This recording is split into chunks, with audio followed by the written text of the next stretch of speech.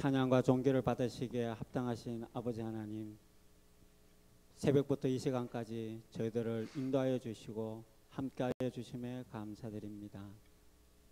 주여, 주님만 의지하고 살던 어려운 일 만날 때 세상 지혜를 찾고 또 주님만 사랑한다고 날마다 고백하지만은 세상의 것들을 사모하고 살아온 날들, 주님의 자비하심으로 저희들을 용서해 주시기를 이 시간 회개하오니 우리들의 모든 허물을 십자가 보혈의 피로서 깨끗게 하여 주시기를 간절히 기도드리옵나이다. 교회의 머리가 되시는 주님, 올해에는 우리 오산교회가 새롭게 부흥되어 말씀이 더욱 풍성하고 주님을 더욱 기쁘시게 하는 교회가 되게 하여 주시옵소서. 거룩한 교회, 다시 세상 속에로 라는 비전을 가지고 성도들이 전도에 충성하고 사랑의 교제를 나눌 수 있도록 은혜로운 환경을 허락하여 주시옵소서. 아버지 하나님만 경외하고 의지하며 주님이 맡겨주신 사명을 더욱 잘 감당하게 하여 주시기를 이 시간 간절히 빌고 원하옵나이다. 아버지 하나님, 주일학교를 위해 기도합니다. 영아부에서 청년부에 이르기까지 이 어린 양들이 험하고 죄악된 세상에 물들지 않게 하여 주시고 또한 주님에 대한 믿음을 간직하게 하여 주시옵소서. 특히 말없이 봉사하시는 교사님들, 이들의 수고와 노력을 오직 주님만이 알고 계시오니 사무엘을 주님께 바친 한나와 모세를 신앙으로 양육한 요게벳의 믿음처럼 주께서 맡기신 이 자녀들을 말씀으로 잘 감당할 수 있도록 또 양육할 수 있도록 조금도 부족함이 가해 주시기를 간절히 빌고 원하옵나이다. 아버지 하나님, 어려움에 처해 있는 환우님들, 아픈 것을 치료하여 주시고 또 성도님들의 문제를 해결해 주시며 또 마음의 소원을 이루게 하시고 내 믿음이 크도다 내 소원대로 되리라는 아버지 하나님의 말씀대로 지혜와 계시의 영을 허락하여 주시기를 이 시간 간절히 기도드리옵나이다.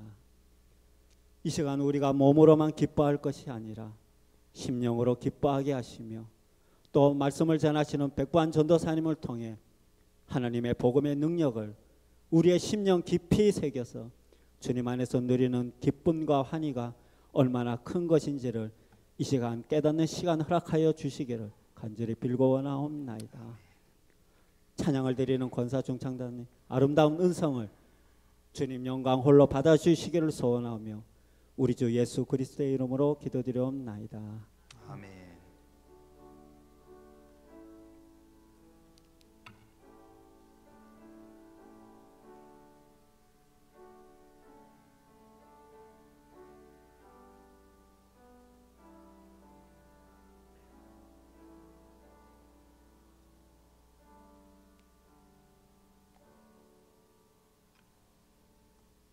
우리 성경 말씀 함께 찾아보도록 하겠습니다.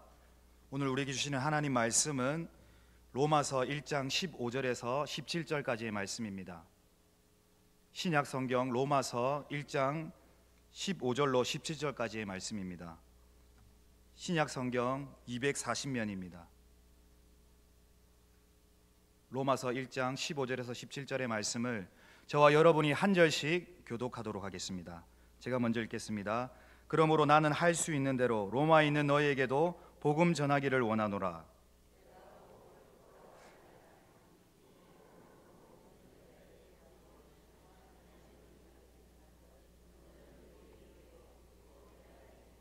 함께 읽겠습니다. 복음에는 하나님의 의가 나타나서 믿음으로 믿음에 이르게 하나니 기록된 바 오직 의인은 믿음으로 말미암아 살리라 함과 같으니라. 아멘. 우리 권사 중찬단 찬양으로 하나님께 영광 올려드리겠습니다.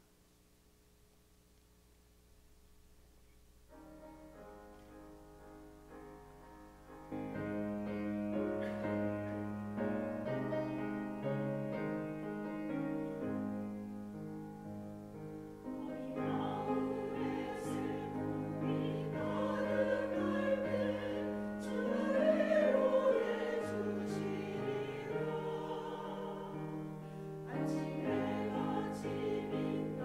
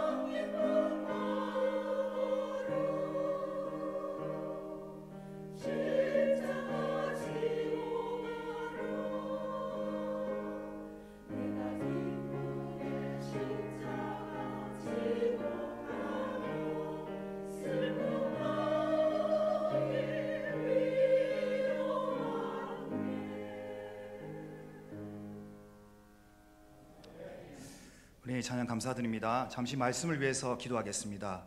하나님 은혜를 감사드립니다. 주일 오후 찬양 예배 이 자리에 나오게 하여 주심을 감사드립니다. 이 시간 말씀을 통하여서 살아계신 하나님을 만날 수 있는 귀한 은혜의 시간 될 수 있도록 주님 이 자리 가운데 충만하게 임재하여 주시옵소서. 종의 부끄러운 모습은 십자가로 뒤로 감춰주시고 오직 하나님의 영광만이, 생명의 말씀만이 선포되는 귀한 은혜의 시간 될 수 있도록 도와주시옵소서. 아버지, 닫혀진 심령들, 상한 심령들 하나님의 살아있는 생명의 말씀으로 다시 일어나며 회복되는 놀라운 은혜의 시간 될 줄로 믿습니다. 주님 함께하여 주시옵소서. 감사드리며 예수님의 이름으로 기도드립니다.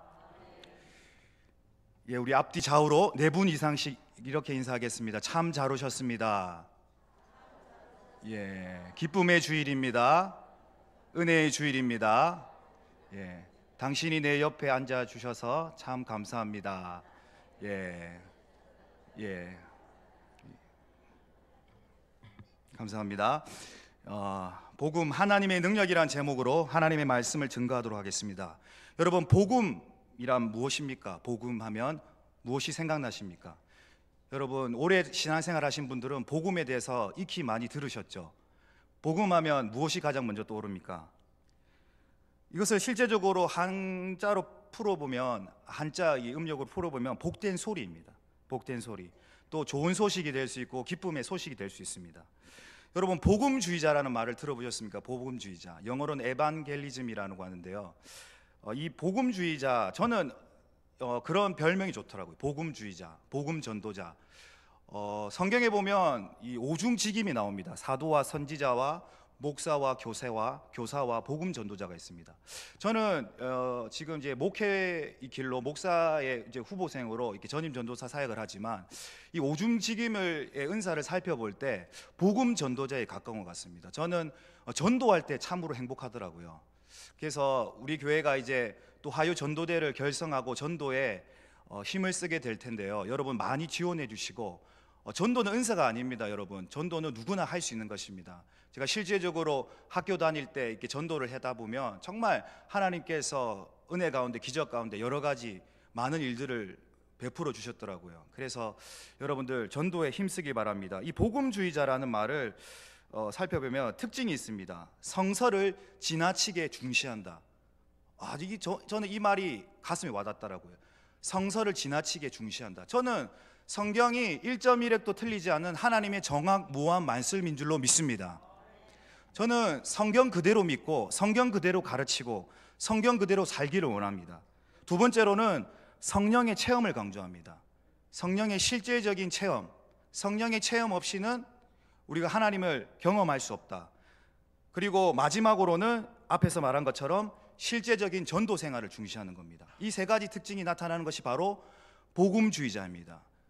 우리 신학이 발달하면서 유럽에서 이 자유주의 신학이 있었습니다. 자유주의 신학이 오면서 성경을 비평하고 또한 이 성경을 훼손하고, 그래서 성경을 믿지 않는 그런 것에 반해서 이 복음주의자가 일어났는데요. 요즘에 많은 교회들이 또한 많은 책들과 강연들이 외치는 슬로건이 있습니다. 그것이 바로 다시 복음 앞에, 다시 그리스도의 십자가 앞에 나가는 것입니다. 우리 한국 교회가 회복되는 길은, 또한 우리 오산교회가 회복되는 길은 다시 복음 앞에, 다시 십자가 앞에 돌아가야 될 때 우리가 살아나고 회복될 줄로 믿습니다. 여러분, 성경의 첫 4권이 바로 복음서입니다. 모든 성경이 다 중요하지만 신약 성경의 첫 4권이 바로 복음으로 시작합니다. 마태복음, 마가복음, 누가복음, 요한복음. 풀었으면 마태가 기록한 기쁨의 소식이요, 마가가 기록한 기쁨의 소식입니다. 여러분, 여러분의 삶 속에서 정말 이 기쁨의 소식이 매일매일 전달되고 있습니까? 여러분, 복음의 그 기쁨을 여러분은 누리고 계십니까? 아멘 하신 분은 그대로 될 줄로 믿습니다. 예. 저는 이 복음을 정말 충분히 누리고 살아갈 수 있는 저와 여러분들이 다 될 수 있기를 바랍니다. 복음에는 하나님의 능력이 있습니다. 하나님의 능력이라고 했습니다. 그 말씀처럼 우리는 복음을 누리고 또한 살아가고 그것을 전파하는 삶을 살 때 우리의 삶 가운데 하나님이 능력이 나타난 줄로 믿습니다. 이 복음의 정의를 좀 더 구체적으로 성경적으로 살펴보면 복음은 예수 그리스도에 관한 하나님의 약속입니다. 로마서 1장 1절에서 2절 말씀에 예수 그리스도의 종 바울은 사도로 부르심을 받아 하나님의 복음을 위하여 택정함을 입었으니 이 복음은 하나님이 선지자들을 통하여 그의 아들에 관하여 성경에 미리 약속하신 것이라. 할렐루야. 복음은 예수 그리스도에 관한 하나님의 약속이, 말씀이 곧 언약이지 않습니까? 하나님의 말씀은 곧 언약입니다. 그래서 성경을 구약과 신약으로 나누죠. 구약은 어떤 것입니까? 예수 그리스도께서 오실 것이다는 약속의 말씀입니다. 신약은 예수 그리스도께서 오셨다는 약속의 말씀입니다. 그래서 우리는 이 약속된 성경을 가지고 있는 것입니다. 예수 그리스도가 오시기까지 이스라엘 백성에게는 구원의 약속을 주셨어요. 그래서 메시아의 그 기대를 했습니다. 그래서 구약을 살펴보면 예수님께서 오실 것이라는 그 약속의 말씀이 무려 600번 이상 기록되어 있습니다. 창세기에 나타난 예수 그리스도, 레위기에 나타난 예수 그리스도. 그래서 우리가 구약을 잠이 안 올 때 읽는 그런 책이 아니라, 정말 우리가 딱딱한 책이 아니라 레위기의 제사법 속에서도 예수 그리스도를 발견해야 될 줄로 믿습니다. 여러분, 이스라엘에 5대 절기와 7대 제사가 있습니다. 이 절기와 제사는 다 예수 그리스도를 예표하는 것입니다. 예수님께서는 율법을 폐하러 온 것이 아니라 율법을 완성하러 오신 분입니다. 그래서 율법 속에서 예수 그리스도를 발견해야 될 줄로 믿습니다. 그리고 새 언약이며 또한 복음의 내용은 그리스도의 십자가의 죽음으로 말미암은 제사함의 은총과 부활로 말미암은 영생의 복락입니다. 이는 인간의 공로로 의한 것이 아니라 전적으로 하나님의 은혜에 의한 것입니다. 이것이야말로 성경 전체의 핵심 주제이며 핵심 메시지인 것입니다. 너희가 영생을 얻고자 성경을 연구하거니와 이 성경이 나에 대하여 증언하는 것이라. 여러분, 성경의 주인공은 예수님입니다. 창세기부터 계시록까지 다 예수님에 관해서 약속의 말씀을 주신 것입니다. 그래서 우리가 성경을 읽을 때는 구속사적인 관점으로 성경을 봐야 되는 거예요. 예수 그리스도를 뺀 성경의 해석은 다 잘못된 거예요. 설교의 처음도 예수님이고 설교의 마지막도 예수님이 되어야 될 줄로 믿습니다. 여러분, 이것을 복음을 헬라어 원어적으로 한 번 더 살펴보겠습니다. 유앙겔리온, 한번 따라해 볼까요? 유앙겔리온. 이 유앙겔리온의 유는 좋은, 선한, 행복하게는 뜻입니다. 그리고 앙겔로스는 사절, 파송된 자랍니다. 이것이 합성어가 돼가지고 좋은 소식, 기쁘고 좋은 소식에 대한 보상. 그래서 이 단어의 원래 의미는 전쟁에서 승리했다는 소식을 전한 겁니다. 승전보, 하나님 나라의 기쁜 소식, 예수님께서 가르치신 말씀과 그 행하신 일을, 그 구속의 역사를 완성한 그 사실을 가리키는 단어가 된 것입니다. 여러분, 실제적으로 이 속죄와 구원의 메시지보다 우리 인간에게, 우리 인생에게 더 기쁘고 복된 소식은 없는 것입니다. 그래서 복음은 성경에서 하나님의 복음, 그리스도의 복음, 하나님의 은혜의 복음, 구원의 복음, 영광의 복음, 평안의 복음, 이렇게 여러 가지로 이 복음에 대해서 설명하고 있습니다. 근데 여러분, 이 우리가 성경적으로 살펴보았고 또 헬라어 원어적으로 살펴보았지만 제가 내린 결론이 있습니다. 제가 한마디로 정의를 내린 결론은 이 복음은 바로 예수 그리스도 그분 자체라는 것입니다. 복음이란 무엇입니까? 구원이란 무엇입니까? 대답은 다 하나예요. 복음은 바로 예수 그리스도다. 구원은 바로 예수 그리스도다. 어렵게 생각할 필요가 없습니다. 마가복음 1장 1절에 이렇게 기록되어 있습니다. 하나님의 아들 예수 그리스도 복음의 시작이라. 마가복음이 가장 먼저 기록된 최초의 복음서입니다. 1장 1절에 무엇이라고 기록되어 있습니까? 하나님의 아들 예수 그리스도 복음의 시작. 여러분, 예수 그리스도는 알파와 오메가요, 시작과 끝이요, 처음과 나중인 줄로 믿습니다. 그래서 복음의 기쁨은 예수 그리스도에 의한 기쁨이요, 복음의 능력은 예수 그리스도의 능력인 것입니다. 그런데 거짓 신들의 세상, 정의란 무엇인가, 살아있는 신 등 크리스천에게 정말 많은 책들로 우리에게 다가온 뉴욕 리디머 장로교회 티머시 켈러라는 목사님이 갈라디아서를 쉽게 풀이한 갈라디아서 복음을 만나라는 책에서 이렇게 기록되어 있습니다. 한번 그 일부분의 내용을 한번 소개하고자 합니다. 갈라디아서는 6장으로 이루어진 짧은 서신으로 구성되어 있습니다. 근데 갈라디아서는 거짓 복음으로 흔들리는 갈라디아 교회를 향해 보내는 바울의 간절한 편지였다. 바울은 이 짧은 편지에서 아주 단호하게 그리스도인의 삶은 처음부터 끝까지 복음이라는 놀라운 진리를 던진다. 복음은 천국에 들어가기 위해 통과해야 할 관문이며 동시에 그 천국의 일원이 살아가는 삶이다. 또한 예수님이 사람, 교회, 공동체를 변화시키는 방법이 바로 복음이다. 이렇게 기록되어 있습니다. 다이나마이트보다 더 위력한 복음을 만나라. 이 책의 원제입니다. 여러분, 이 복음이 이렇게 놀라운 것이 다이나마이트, 그 폭탄보다 더 위력한 거예요. 근데 이 갈라디아에서에는 다른 복음이 등장합니다. 다른 복음. 사도 바울이 이 다른 복음, 한마디로 말하면 이 거짓 복음이 이 갈라디아 교회에 왔기 때문에 이것이 안타까워서 이 순수한 진리의 복음을 전하게 된 거예요. 그러면 여러분, 거짓 복음, 다른 복음이 우리 교회도 실제로 존재합니까? 당시의 갈라디아 교회 안에는 유대교로 돌아가고자 하는 거짓 복음이 있었어요. 그것이 다른 복음입니다. 구원을 얻기 위해서는 할례를 받아야 하고 또 모세가 준 율법을 지켜야 구원을 받을 수 있다는 거예요. 근데 복음은 뭡니까? 오직 믿음, 예수 그리스도의 보혈의 공로로 의한 것이지 우리의 행위에 의한 어떤 공로가 아니지 않습니까? 전적으로 하나님께서 우리에게 주시는 선물인 줄로 믿습니다. 우리의 자랑과 행위는 없어요. 값없이 주시는 하나님의 선물인 줄로 믿습니다. 근데 이 유대주의적 성향을 가진 성도들로 인해서 이방인들에게 복음을 전하는데 큰 장애물이 되었다는 거예요.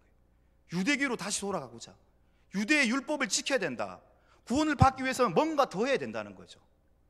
이것이 바로 천주교의 그런 사상 아니겠습니까? 우리가 선한 행실로 어떻게 구원을 받을 수 있겠습니까?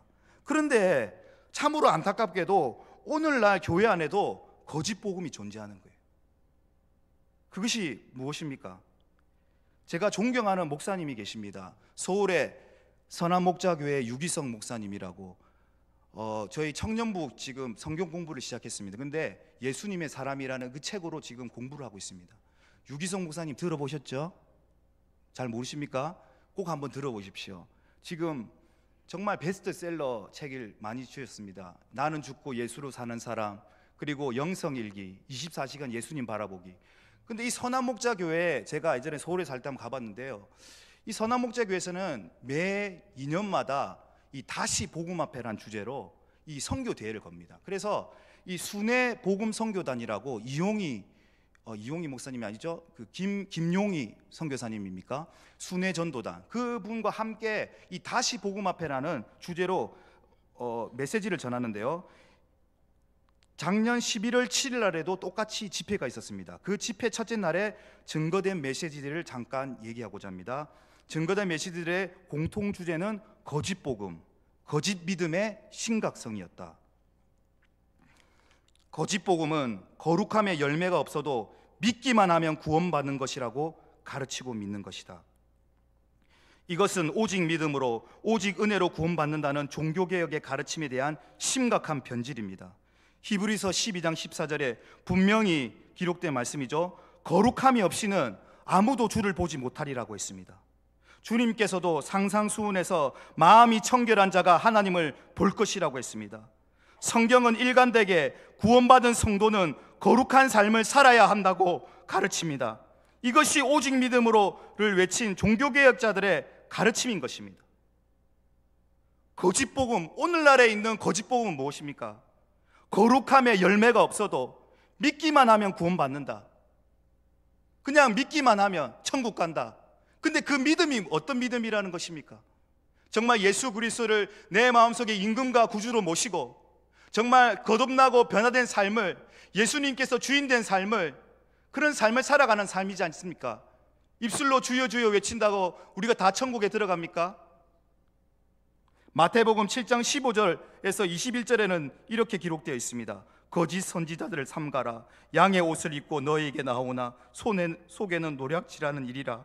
그들의 열매로 그들을 알지니 가시나무에서 포도를 또는 엉겅퀴에서 무화과를 따겠느냐. 이와 같이 좋은 나무마다 아름다운 열매를 맺고 못된 나무가 나쁜 열매를 맺나니 좋은 나무가 나쁜 열매를 맺을 수 없고 못된 나무가 아름다운 열매를 맺을 수 없느니라. 아름다운 열매를 맺지 아니하는 나무마다 찢겨 불에 던져내리라. 이러므로 그들의 열매로 그들을 알리라. 마태복음에서 예수님께서 하신 말씀이에요. 그들의 열매로 그들을 아는 거예요. 그리고 21절에 이렇게 기록되어 있습니다. 나더러 주여 주여 하는 자마다 다 천국에 들어갈 것이 아니요 다만 하늘에 계신 내 아버지의 뜻대로 행하는 자라야 들어가리라. 주여 주여 한다고 다 천국 들어가는 거 아닌 것입니다. 하늘에 계신 내 아버지의 뜻대로 행하는 자라야 들어간다고 분명하게 성경에는 기록되어 있는 것입니다. 여러분, 말씀의 뜻대로 행하는 자가 되어야 됩니다. 행함이 없는 믿음은 죽은 믿음인 것입니다. 영혼이 없는 사람이 죽은 것 같이 행함이 없는 믿음은 죽은 것이라. 여러분, 갈라디아서 5장 16절에서 26절은 또 이렇게 기록하고 있습니다. 내가 이르노니 너희는 성령을 따라 행하라. 그리하면 육체의 욕심을 이루지 아니하리라. 육체의 소용은 성령을 거스르고 성령은 육체를 거스리나니 이 둘이 서로 대적하므로 너희가 원하는 것을 하지 못하게 하려 함이라. 너희가 만일 성령의 인도하시는 바가 되면 율법 아래 있지 아니하리라. 육체의 일은 분명하니 곧 음행과 더러운 것과 호색과 우상숭배와 주술과 원수를 맺는 것과 분쟁과 시기와 분냉과 당짓는 것과 분열함과 이단과 투기와 술취함과 방탕함과 또 그와 같은 것들이라. 전에 너희에게 경계한 같이 경계하노니 이런 일을 하는 자들은 하나님의 나라를 유업으로 받지 못할 것이요. 이런 일을 하는 자는 하나님 나라를 유업으로 받지 못한다는 것이 무엇입니까? 하나님 나라에 들어가지 못한다는 거예요. 예수 믿는다고 하면서 음행하고 호색하고 우상숭배하고 원수 맺고 분쟁하고 시기하고 당짓고 분열하고 이런 자는 하나님의 나라를 유업으로 받지 못한다고 합니다. 그러면서 22절에 이렇게 기록되어 있습니다. 오직 성령의 열매는 사랑과 희락과 화평과 오래 참음과 자비와 양선과 충성과 온유와 절제니 이 같은 것을 금지할 범이 없느니라. 그리스도 예수의 사람들은 육체와 함께 그 정욕과 탐심을 십자가에 못 박았느니라. 만일 우리가 성령으로 살면 성령으로 행할지니 헛된 영광을 구하여 서로 노역하나 서로 투기하지 말지니라. 여러분, 갈라디아서 5장에는 이렇게 기록하고 있습니다. 육체의 열매, 성령의 열매. 여러분 자신을 한번 살펴보십시오. 여러분은 육체의 열매를 맺고 있습니까? 성령의 열매를 맺고 있습니까? 어떤 열매를 맺고 있습니까? 마태복음에서 분명하게 그들의 열매로 그들을 안다고 했는데 나는 지금 어떤 열매를 맺는 자입니까?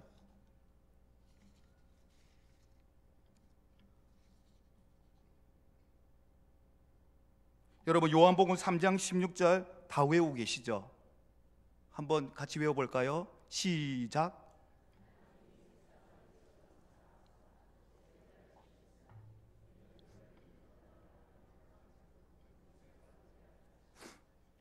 아멘. 전부 다 완벽하게 외웠습니다. 100점입니다. 근데 우리가 더 중요한 게 뭐냐면요, 이 요한복음 3장 17절부터 나오는 말씀이 더 중요한 거예요. 뭐라고 했습니까? 하나님이 그 아들을 세상에 보내신 것은 세상을 심판하려 하심이 아니요 그로 말미암아 세상이 구원을 받게 하려 하심이라. 그를 믿는 자는 심판을 받지 아니하는 것이요 믿지 아니하는 자는 하나님의 독생자 이름을 믿지 아니함으로 벌써 심판을 받는 것이라. 하나님이 오는 것은 뭐예요? 예수 그리스도 사랑의 결정체잖아요. 우리가 여기 십자가를 걸어놨습니다. 저는 이 십자가를 볼 때마다 무슨 생각이 드는지 아십니까? 신명기 22장 23절에 나무에 달린 자마다 다 저주를 받은 자예요. 나무에 달린 자는 다 저주를 받았어요. 흉악범, 로마인에서 가장 극악 무도한 사람에게 이 십자가 형벌을 내렸습니다. 근데 거기에 하나님의 사랑의 경철제, 하나님의 완전한 사랑이신 그 예수 그리스도가 달려 돌아감으로써 이 십자가가 기독교의 상징이 되었습니다. 예전에는 이게 사형 틀이었어요. 사형 도구.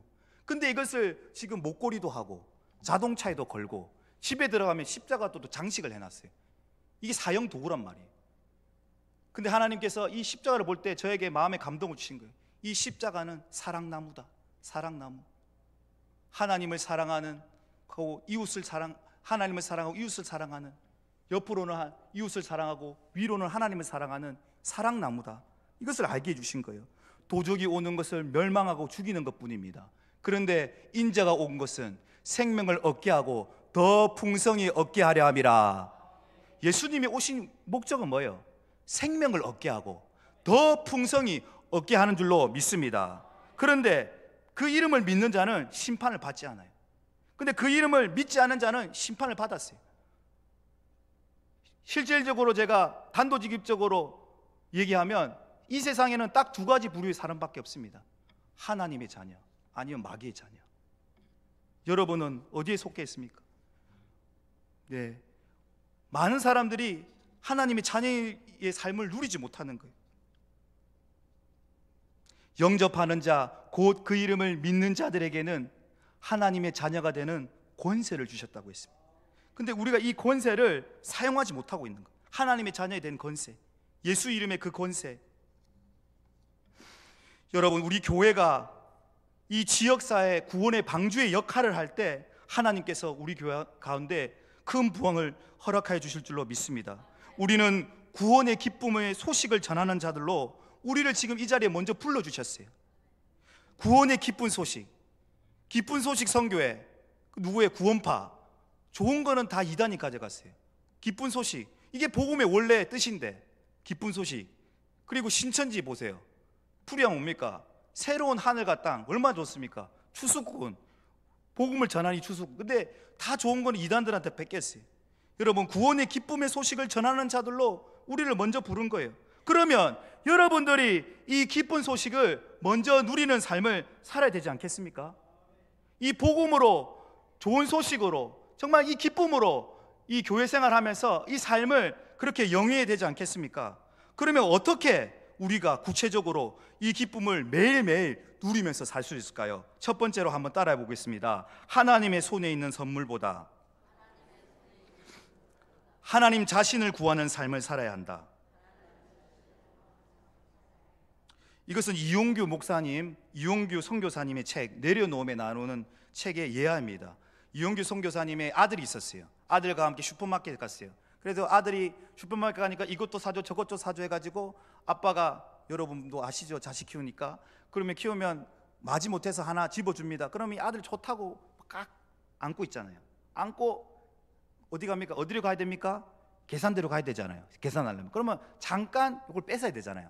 근데 보통 어떻게 합니까? 안 뺏기려고 도로가 놔두러 가는가 싶어가지고 아들 끝까지 안 뺏. 그러니까 이 아빠가 어떻게 합니까? 아들을 들어가지고 계산대 위에 올려놓는 거예요.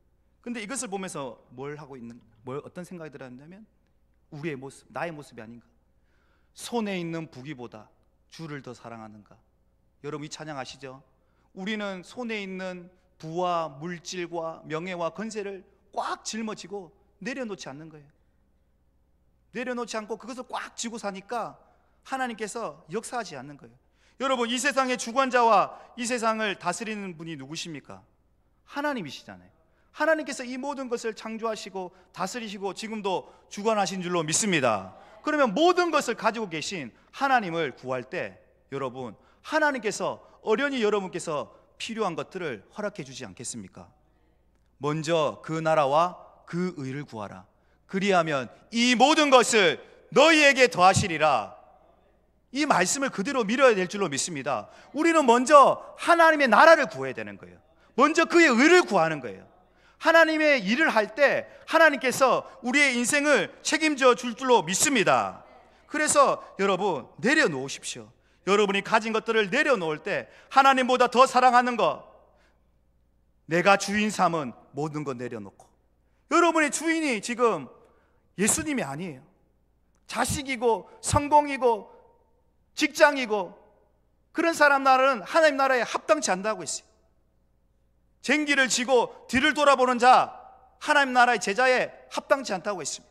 여러분, 이 모든 것들을 내려놓고 하나님의 복음으로만, 하나님으로만 충만해지길 바랍니다. 왜냐하면 하나님이 복의 근원이기 때문이다. 시편 신명기 33장 29절에 이렇게 기록되어 있습니다. 이스라엘이여, 너는 행복자로다. 여호와의 구원을 너와 같이 얻은 백성이 누구뇨? 그는 너를 돕는 방패시요 너의 영광의 칼이로다. 내 대적이 내게 복종하리. 내가 그들의 높은 것을 밟으리로다. 이스라엘이여, 너는 행복자로다. 여호와의 구원을 너같이 얻은 백성이 누구냐? 우리는 행복한 사람이에요. 구원 얻은 것만으로도 얼마나 행복합니까? 할렐루야. 구원보다 더 기쁜 소식이 어디 있습니까? 영원한 생명을 얻었습니다. 영원한 생명. 이 땅에서 잠시 세상에 내가 고생하고 힘들게 살아도 우리는 영원한 천국이 예배된 줄로 믿습니다. 영원한 처소가 있어요. 주님 계신 그 나라에 모두가 들어갈 줄로 믿습니다. 그런 믿음의 확신을 가지고 천국의 소망을 가지고 살면 여러분, 이 세상에서 작은 돈 문제나 뭐 어떤 직장의 문제나 그런 걸 스트레스 받을 수가 없어요. 내 주 계신 곳 그 어디나 하늘나라, 초가 삼강 그 어디도 하나님이 내 마음속에 계시면 그 어디나가 하늘나라로 변화될 줄로 믿습니다. 여러분, 환경에 영향받지 마세요. 환경에 영향받지 마세요. 문제보다 더 크신 그 하나님을 의지하시기 바랍니다. 교만은 자기를 의지하는 것이고 겸손은 절대적으로 하나님을 의지하는 거예요. 하나님은 자기를 의지하는 자를 찾으십니다. 어린아이와 같이 하나님을 절대적으로 의지하고 찾는 자, 그들에게 하나님은 능력을 베푸는 거예요. 여호와의 눈은 온 땅을 두루 감찰하사 자기를 전심으로 찾는 자에게 능력을 베푼다고 했습니다. 여러분, 전심으로 하나님을 구하십시오. 전심으로 하나님을 예배하십시오. 그때 하나님께서 여러분을 만나 주실 것입니다. 시편 33편 12절에는 이렇게 기록되어 있습니다. 여호와를 자기 하나님으로 삼은 나라 곧 하나님의 기업으로 선택된 백성은 복이 있도다. 시편 144편 15절, 이러한 백성은 복이 있나니 여호와를 자기 하나님으로 삼는 백성은 복이 있도다. 여러분, 하나님을 아버지로 부르는 것, 그만한 놀라운 권세를 가진 거예요. 하나님이 내 아버지인 거예요. 하나님을 몰랐으면 영원한 멸망의 자식, 지옥의 자식, 저주의 자식으로 영원한 지옥불에 떨어졌는데 하나님께서, 예수님께서 이 땅에 오심으로 말미암아 우리를 영원한 속죄의 가운데 불러주신 거예요. 그래서 이제는 우리는 하나님을 아버지라 부를 수 있는 것입니다. 행복의 시작은 바로 예수 그리스도. 전도지에 많이 나와 있죠. 요 근처 교회도 그 표로 붙여놨던데, 해운대 신일교회인가, 행복의 시작 예수 그리스도. 우리의 행복의 시작은 예수 그리스도예요. 진정한 행복은 예수님을 누리고 예수님을 만나고 예수님과 시간을 보낼 때 진정한 내 마음속에 행복이 시작된 줄로 믿습니다. 두 번째로 한번 따라해 보겠습니다. 오직 이 복음을 순종하는 마음으로 받아들이고 확고히 기억해야 합니다. 좀 어렵죠? 여러분, 사변적인 믿음은 역사하지 않아요. 사변적인 믿음이 뭐예요? 경험에 의하지 않고 이성으로 믿는 마음. 머리로만 예수를 아는 사람이 있어요. 머리로만, 지식으로 예수를 아는 사람. 지식으로. 그 사람들을 뭐라고 부르죠? 종교인. 종교인입니다. 종교 생활하는 사람. 지식으로 예수님을 아는. 근데 그리스도인은 뭐예요? 그리스도인은 실제적으로 예수님을 만난 사람인 줄로 믿습니다. 실제적으로 예수님을 경험해야 되는 거예요. 마음으로 진짜 예수님을 믿어야 되는 거예요. 머리가 아닌 마음으로 실제적으로 날마다 예수님을 경험해야 될 줄로 믿습니다. 로마서 9장 9절에서 10절 말씀입니다. 내가 만일 내 입으로 예수를 주로 시인하며 또 하나님께서 그를 죽은 자 가운데서 살린 것을 내 마음에 믿으면 구원을 받으리라. 사람이 마음으로 믿어 의에 이르고 입으로 시인하여 구원에 이른다고 했습니다. 여러분, 입으로 예수를 주라 시인하는 거예요. 여러분, 지나가는 사람을 붙잡고 예수님을 주님이라고 한번 해보라고 했어요. 다 합니까? 미친 사람 소리 듣습니다. 지나가는 승려를 붙잡고 예수님을 주님으로 해보세요. 못합니다. 우리가 이게 주여 하나잖아요. 주님 부르잖아요. 이게 그냥 하는 게 아니에요. 내 속에 계신 성령님께서 하시는 줄로 믿습니다. 우리가 구원받았기 때문에 예수님을 주님이라 부르는 거예요. 이것만으로도 놀라운 거예요. 예수님을 주로 시인하면 또 그를 죽은 자 가운데 살리는 것을 내 마음에 믿으면, 머리로 믿지 말아요. 머리로 믿으면 안 돼. 머리로 계산하면 안 됩니다. 내 마음에 믿으면 구원을 받으리라. 사람이 마음으로 믿어 의에 이른다고 했어요. 그리고 입으로 시인하여 구원에 이른다고 했습니다. 여러분, 이 말씀을 꼭 기억하시기 바랍니다. 그리고 순종해야 되는 거였습니다. 어떻게 순종해야 됩니까? 로마서 6장 16절에서 18절, 너희 자신을 종으로 내주어 누구에게 순종하든지 그 순종함을 받는 자의 종이 되는 줄 너희가 알지 못하느냐? 혹은 죄의 종으로 사망에 이르고 혹은 순종의 종으로 의에 이르니라. 하나님께 감사하리라. 너희가 본래 죄의 종이더니 너희에게 전하여 준 바 교훈의 본을 마음으로 순종하여 죄로부터 해방되어 의에게 종이 되었다고 했습니다. 여러분, 죄에게 순종하면 죄의 종이 되는 거예요. 근데 마음으로 준 교훈이 뭡니까? 교훈의 본. 이 복음을 마음으로 순종하면 죄로부터 해방되어 의의 종이 되는 거예요. 여러분이 말씀을 따라서 순종하면 하나님의 음성이 크게 들려요. 근데 내 마음속에 오늘도 말씀 속에서 선포되는 그 메시지를 마음에 받아들이지 않고 다른 생각하고 튕겨져 나간다면, 불순종한다면, 말씀을 들었는데 듣지 못하면 어떻게 돼요? 돌짝밭 같은 신앙 되는 거예요. 가시밭 같은 신앙생활 되는 거예요. 뿌리를 내지 못하는 거예요. 환난과 재리와 염려의 유혹으로 얼마 안 가다가 이 말씀이 싹이 내리지 못하고 열매를 못 맺게 되는 거예요. 여러분 모두가 옥토밭이 되길 바랍니다. 말씀으로 마음의 기경을 받으시기 바랍니다. 여러분 마음밭을 기경해야 됩니다. 기경해가지고 정말 옥토밭이 되어서 매주일 담임 목사님으로부터 선포되어지는 그 말씀의 씨앗이 뿌리 내어져서 30배, 60배, 100배의 열매를 맺는 저와 여러분들이 다 될 수 있기를 바랍니다. 그리고 복음을 확고히 기억하라고 했습니다.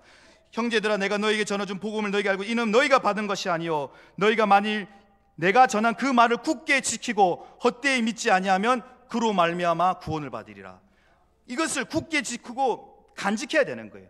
복음을 흘러보내면 안 되는 거예요. 말씀을 들을 때 흘러보내면 안 되는 거예요. 내 마음속에 굳게 지키라고 했어요. 잠언 3장 3절입니다. 인자와 진리가 내게서 떠나지 말게 하고 그것을 내 목에 매며 내 마음판에 새기라. 이것을 내 손가락에 매며 내 마음판에 새기라고 했어요. 그리고 고린도후서 3장 3절에는 오직 육의 마음판에 새기라는 거예요. 여러분 말씀을 이 마음의 신비에 새게 될 줄로 믿습니다. 한 귀로 듣고 한 귀로 흘리지 마시고 마음을 어디다 새기라고요? 마음에다가, 마음판에, 마음의 신비에 새게 될 줄로 믿습니다. 마지막입니다. 마지막으로 제일 중요한 게 하나 남았습니다. 한번 따라해 보겠습니다. 예수님께서 명령하셨듯이 이 복음을 전파해야 합니다. 마가복음 16장 15절 말씀입니다. 또 이르시되 너희는 온 천하에 다니며 만민에게 복음을 전파하라. 또 이르시되 너희는 온 천하에 다니며 만민에게 복음을 전파하라. 믿고 세례를 받는 그 사람은 구원을 얻을 것이요 믿지 않는 사람은 정죄를 받으리라. 믿는 자들에게는 이런 표적이 따르리니 곧 그들이 내 이름으로 귀신을 쫓아내며 새 방언을 말하며 뱀을 집어 올리며 무슨 독을 마실지라도 해를 받지 아니하며. 제자들이 나가 두루 전파할새 주께서 함께 역사하사 그 따르는 표적으로 말씀을 확실히 증언하시니라. 초대교회에는 이런 권능의 역사들이 많이 나타났어요. 기적의 역사, 치유의 역사. 그래서 사도행정적인 교회를 꿈꾸는 그런 교회들이 많습니다.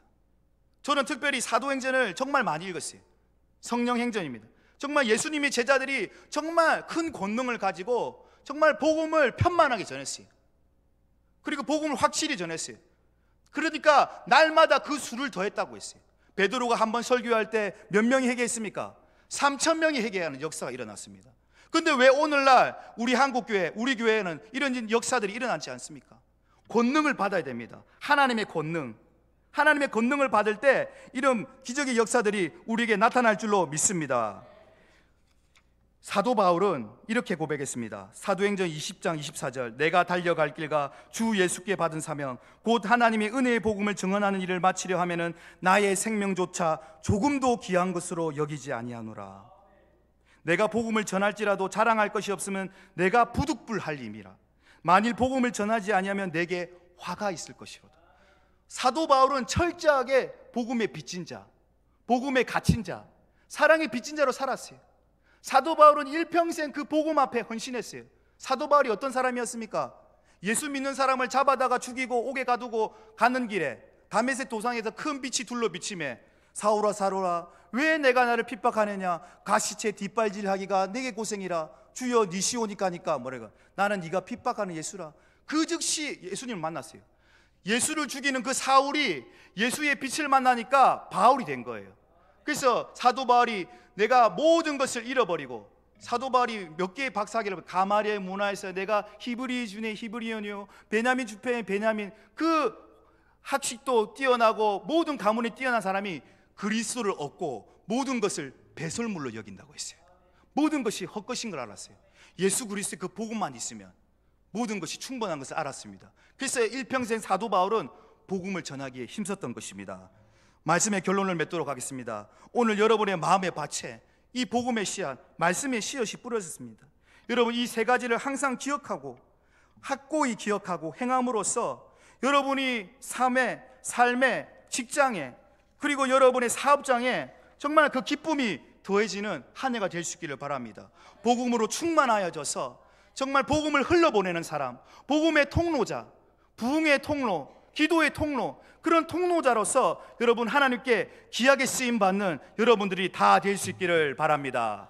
우리 함께 기도하기를 원합니다. 이 시간 오늘 주신 말씀을 붙잡고 잠깐 통성으로 기도하기를 원하는데요. 하나님 아버지, 내가 복음을 알았지만 복음의 능력을 몰랐습니다. 복음의 충분한 기쁨을 몰랐습니다. 누리고 살지 못하였습니다. 주여 용서하여 주시옵소서. 나의 입을 열어서 담대하게 복음을 전파하게 도와주시옵소서. 때를 얻든지 못 얻든지 너는 복음을 전파하라고 했습니다. 주여 우리의 맡겨주신 사명, 하나님 아버지 온 천하에 다니며 아버지 두루 복음을 전하라고 했습니다. 땅끝까지 이르러 내 증인이 되란 그 약속의 말씀을 붙잡고 하나님 아버지, 아직도 예수 그리스도를 모른 채 죽어가는 많은 영혼들, 그들에게 복음을 전할 수 있도록 도와주시옵소서. 복음으로 불타오르는 우리 교회가 되길 원합니다. 3월달부터 우리 하요전도대가 결성되고 중보기도팀이 결성되는데 하나님 아버지, 우리가 먼저 기도함으로써 영혼들을 맞을 준비가 되어야 되겠습니까? 여러분 한번 둘러보십시오. 얼마나 많은 빈자들이 있습니까?